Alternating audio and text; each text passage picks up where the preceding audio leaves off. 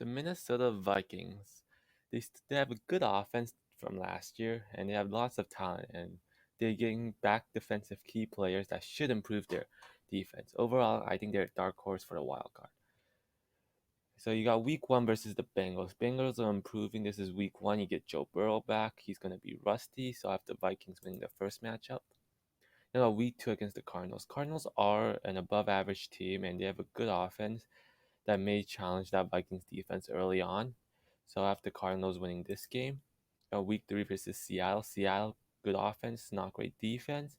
For one, the game is in Minnesota, and I believe that home field advantage and their good offense will beat the Seahawks. 4 versus the Browns. Browns have a roster really talented, more talented than the Vikings. So I have the Browns win this game. And week 5 versus the Lions. Lions are among the worst NFC team. I don't see the Vikings losing to them. Got week 6 versus the Panthers. I like the Panthers overall team, and this one may be a good, sneaky good game that nobody's really talking about. And I have the Vikings winning this one because of their team more experienced and their defense more experienced. So the Vikings are winning against the Panthers. You got week 7, the bye. Week 8, Cowboys also coming off a bye week. The Cowboys have a great offense, great trio of wide receivers, which may challenge that Vikings defense, even though they are above average. And that Vikings offense should do well against the Cowboys defense, which isn't great. And this is going to be close, but I have the Cowboys being the Vikings.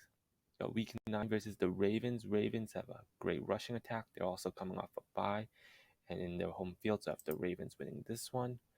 Then you got them versus the Chargers. Chargers are also an improved team, and I believe they will put some competition in this game. And I believe that Vikings offense will be able to carry them against the Chargers after the Vikings winning this one. Then you got them week 11 against the Packers. I believe that the Vikings match up well against those Packers' weaknesses. So I have the Vikings winning the first home matchup. Week 12 versus the 49ers. 49ers are still a tough team that will put up a competition. And since this is in San Francisco, I have the 49ers winning because of the home field advantage. Week 13 versus Lions. Lions are not great. I don't really see a strength on their team. So I have the Vikings sweeping them. Then you got week 4 versus the Steelers. Steelers, tough defense. And their offensive line is not great. And their offense may struggle this season. So I have the Vikings winning this one.